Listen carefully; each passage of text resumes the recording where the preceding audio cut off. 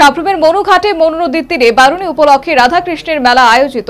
মেলায় সাধারণের লক্ষণীয় উপস্থিতি, তবে পাকা ঘাটের অভাবে জীবনের ঝুঁকি নিয়ে পুণ্য স্নান করতে হয়েছে ধর্মপ্রাণ মানুষদের। দক্ষিণ ত্রিপুরা সাপ্রুমের মনুঘাট এলাকায় মনু নদীর তীরে প্রতি বছর আয়োজিত হয় বারুণী উপলক্ষে রাধাকৃষ্ণের মেলা। একসময় সাপ্রুম মহকুমার সাপ্রুম শহর এলাকা ছিল বারুণী স্নান উপলক্ষে দুই দেশের মানুষের মিলন ক্ষেত্র। সেই সময় সীমান্তে কাঁটাতারের বেড়া না থাকা সুবাদে ভারত বাংলাদেশের প্রচুর মানুষ এখানে এসে স্নান করত ও দৈতেশ্বরী মায়ের দর্শন করত। কিন্তু বর্তমান সীমান্তে কাঁটাতারের বেড়ার কারণে ভারতীয়দের সেই সুযোগ সীমিত হয়ে পড়েছে। একসময় বারুণী স্নানের জন্য ফেনী নদীর বারুণী ছিল ত্রিপুরার সবচেয়ে জনপ্রিয় স্থান। দু দেশের মানুষ এখানে এসে পুণ্য স্নান করত এবং মেলায় অংশ নিত। কিন্তু সীমান্তে বেড়া বসানোর ফলে ভারতীয়দের জন্য এই স্থান আর আগের মতো সহজলভ্য নেই। অন্যদিকে বাংলাদেশের মানুষ এখনও এই নদীর জল ব্যবহার করতে পারলেও ভারতীয়রা সেই সুযোগ থেকে বঞ্চিত। ফলে এখন এলাকার মানুষ বারুণী স্নানের জন্য আমলিঘাট, মনুঘাট কিংবা বরখলা এলাকায় ভিড় জমায়। এটা কোন জায়গা? এটা মনুঘাট। এটা কি চলতেছে আজকে? এখানে বারুণী উপলক্ষে রাধাকৃষ্ণ একটা উৎসব চলতেছে এবং বারুণীতে সবাই তর্পণ করতেছে। কিরকম সমাবেশ? মোটামুটি তো ভালো, গত বছরের তুলনায় এবছর আরো একটু বেশি জাঁকজমক হয়েছে। পুণ্যার্থীদের কিরকম? পুণ্যার্থীদের তো আশা আছে এখানে যাতে সরকারিভাবে একটা যাতে ঘাট হয়, যাতে আরো ভালোভাবে পরিষ্কার পরিচ্ছন্ন থাকে, এই আশা রাখছি আর কি আগামী দিনে।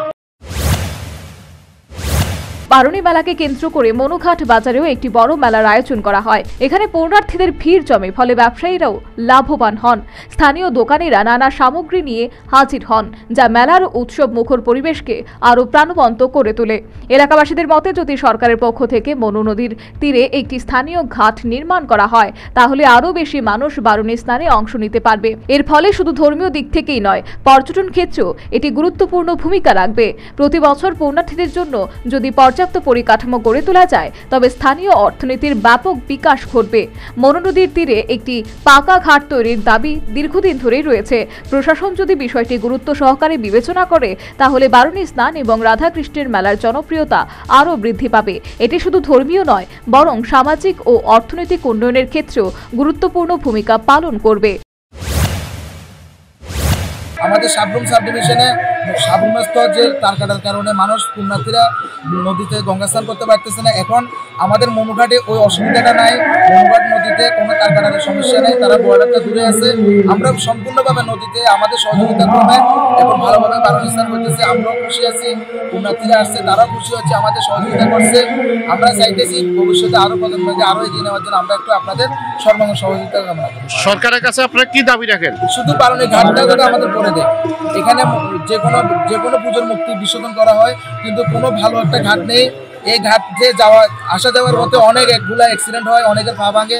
কিন্তু আমরা চাইতেছি যে আমাদের একটা লাস্ট একটা এই পরিকাঠামো তৈরি হোক, যাতে একটা যদি ঘাট দেওয়া হয়, আমাদের এই অনেক লোকগুলো যে আসে কিন্তু অনেকের রাস্তার অভাবে নিচে নামতে পারে না, হয়তো এক গ্লাস জল নিয়ে গায়ে ছিটাইলো নামতে পারার একদম খুব খারাপ পরিস্থিতি রাস্তাটা। আমরা দেখবেন এই রাস্তাটা যদি ঘাটটা করে দেয় আমরা খুব উপকৃত হবো। এটা এলাকাবাসীদের প্রত্যাশা, সংশ্লিষ্ট প্রশাসন দ্রুত এই বিষয়ে কার্যকরী ব্যবস্থা গ্রহণ করবে, যাতে ভবিষ্যতে আরও বৃহৎ পরিসরে বারুণী মেলা অত্র এলাকায় সম্পূর্ণ হয়। Bureau report, news vanguard.